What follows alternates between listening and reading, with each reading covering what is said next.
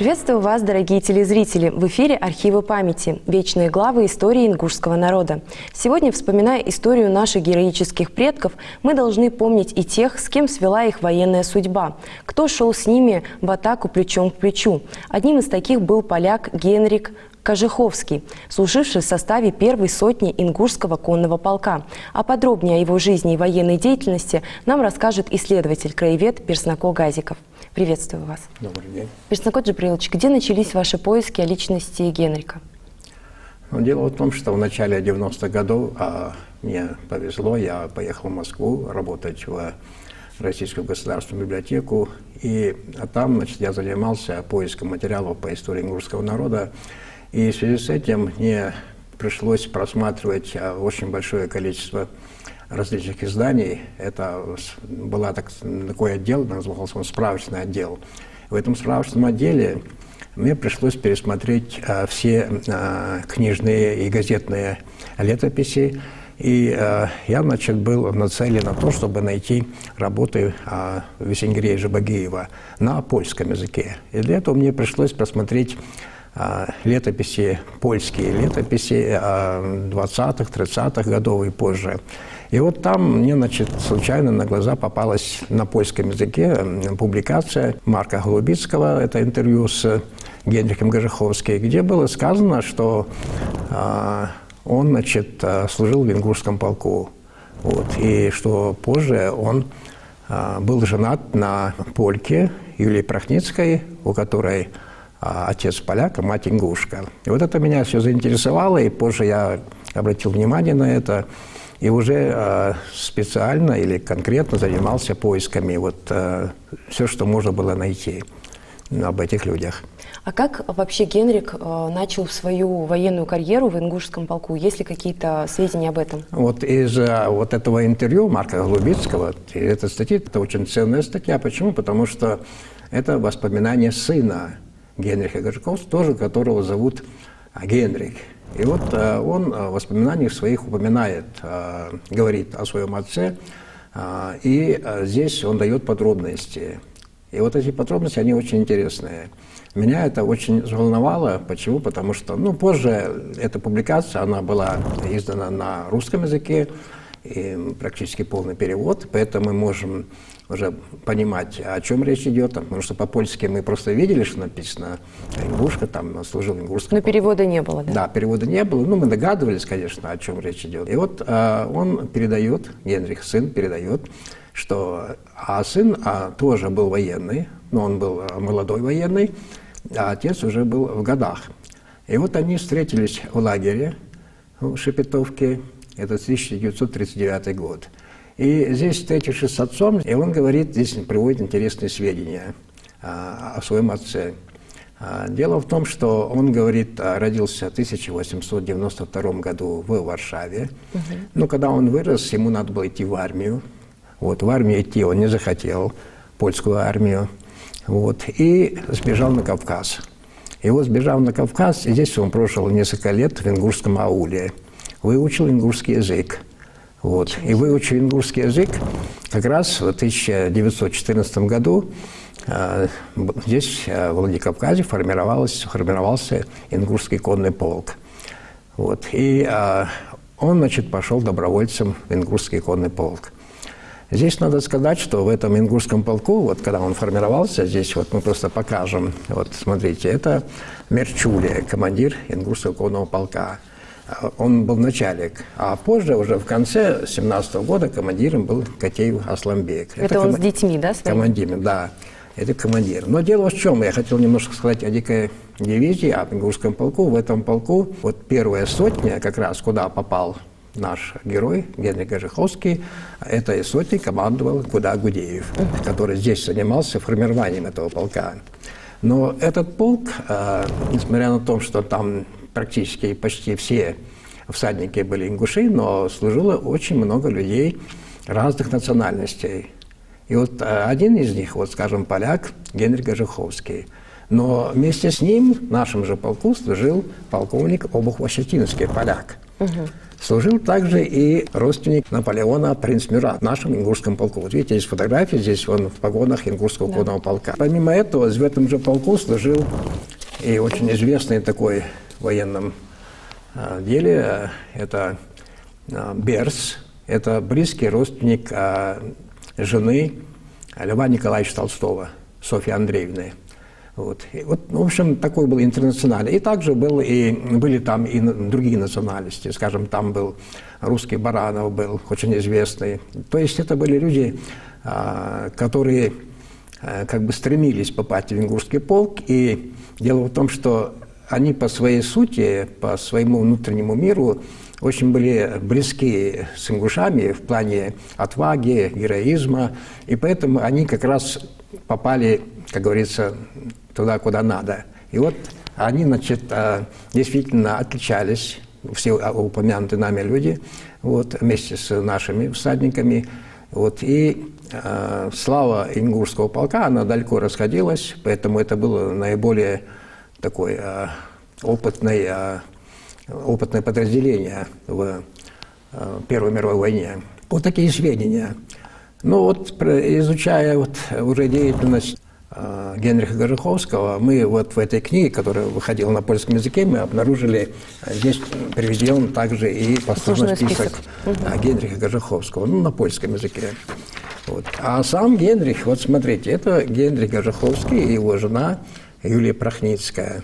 Вот. И здесь вот интересно в воспоминаниях сына, он говорит о том, что когда они находились в лагере, то в это время отец подошел к чекисту, который охранял заключенных, и стал говорить с ним на незнакомом мне гортанном языке. После чего этот чекист, он озирался по сторонам, посмотрел и через некоторое время бросил нам, заключенным, буханку хлеба и кусок сала. Вот так он пишет в своих воспоминаниях.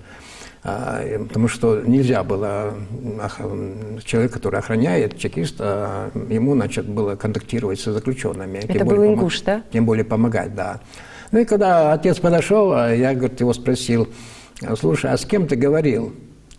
А он говорит: я говорил на ингушском языке. Это мой знакомый ингуш из ингушского конного полка.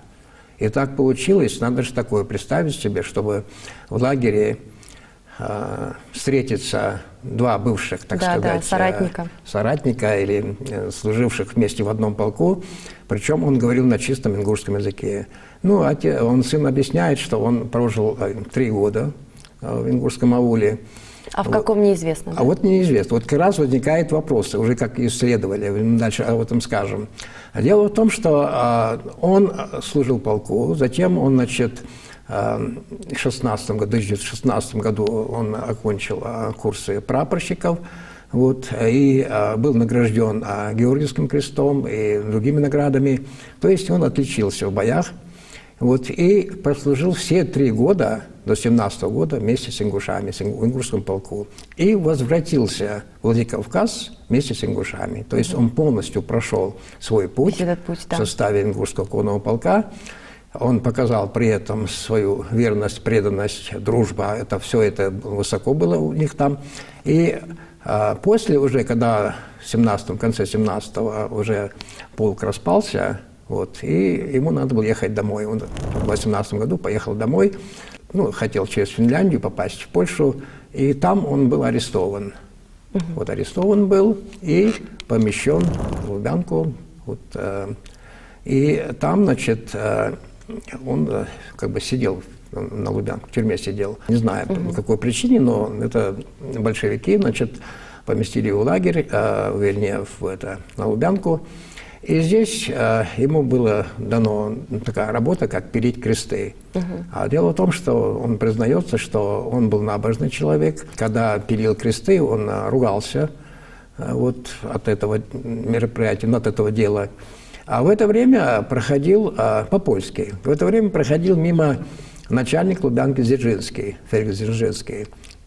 И он обратил внимание, что он говорит по-польски, поздоровались с ним, познакомились. И он спросил его: а знаешь ли ты Яна Гожеховского, а это брат его. Брат его, который в одно время спасал заключенных, в том числе из Дзержинского, в польской тюрьме.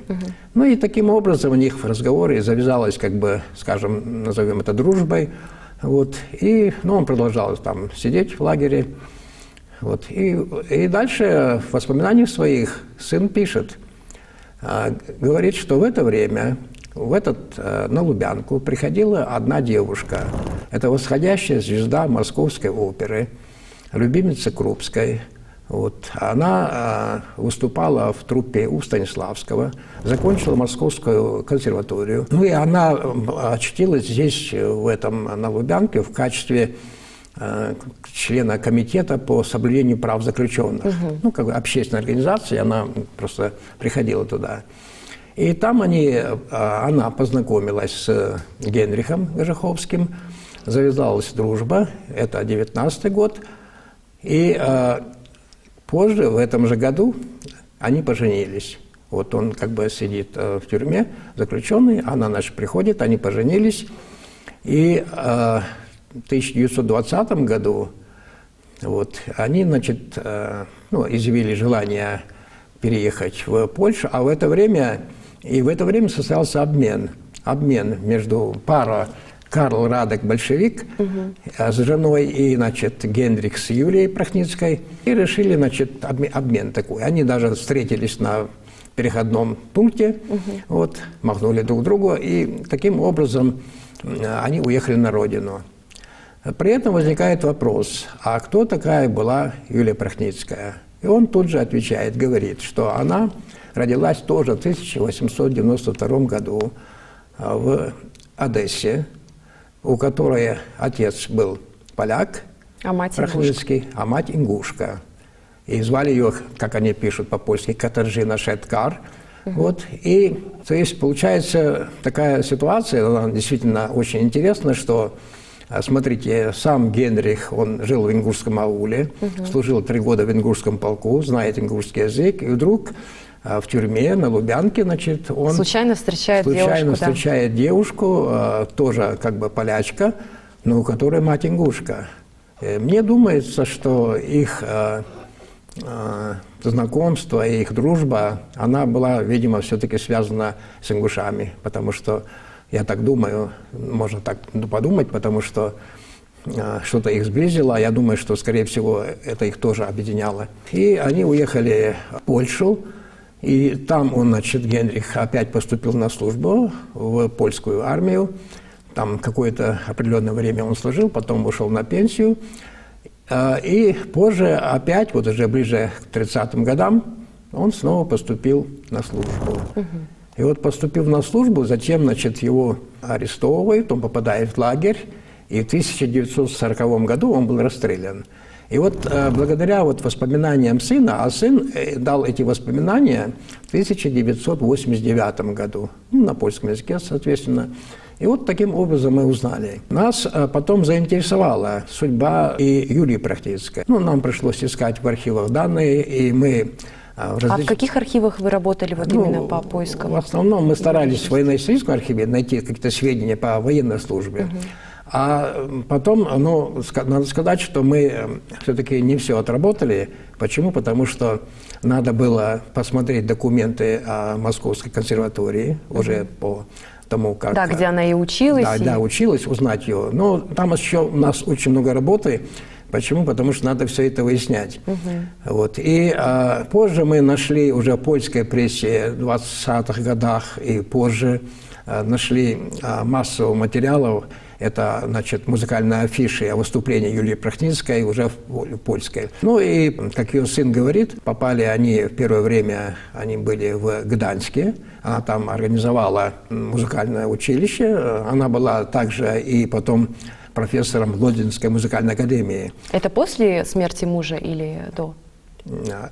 Это было и до, и позже. Она, было. То есть, продолжала, да, эту продолжала. деятельность? И она, судя по данным, она умерла в 1971 году. Ну, вот такие, то есть для нас это, это такой удивительный случай, когда, сказать, люди, скажем, поляк, Генрих Гожеховский, кто мог подумать, что его жизнь будет тесно связана с ингушами, с историей Ингушетии. И само вот то, что, смотрите, как он почему-то бежал на Кавказ. И для нас, как для исследователей, возникает вопрос, он бы просто сюда бы не приехал, если бы кого-то не был с кем-то знакомый, в общем, если что-то у него не было бы. Нам интересно узнать об этом. Вот. Это раз. Во-вторых, интересно узнать, в каком ауле он жил. Да, да. Вот. Но тут поле деятельности большое. В принципе, если поискать, то где-то это можно что-то найти по этому поводу тоже. И фамилию самой Юлии, да? Вот. Да. Но что касается Прохницкой, там тоже есть большое поле. Дело в том, что мы предположительно можем думать, кто был мать Ингушка, значит, и мать с какой фамилией была, можно это узнать. Дело в том, что если поработать в архивах, это есть данные по тем временам, по 1892 году, о рождении. Можно все это, сегодняшняя, как бы сказать, информационная база позволяет найти это. Но это не у нас в Ингушетии. Не у нас, да. Просто как в принципе можно это сделать, но это надо будет сделать. Вот. И мы можем узнать, кто был. Но, скорее всего, ее ингушские родственники, скорее всего, это был военный, мы так думаем, который мог оказаться в районе Одессы вот, в те далекие времена. Потому что простой гражданин, простой ингуш, он там маловероятно, скорее всего, это был. Тем более, что это люди были образованные в то время, офицеры. Мы думаем, что так. Но это все нужно будет проверить, отыскать, посмотреть. Дело в том, что много данных может быть и в самой, значит, Московской консерватории, где при поступлении обычно там давались документы. Да, запрашиваются все данные. Документы, да, и можно будет узнать какие-то подробности.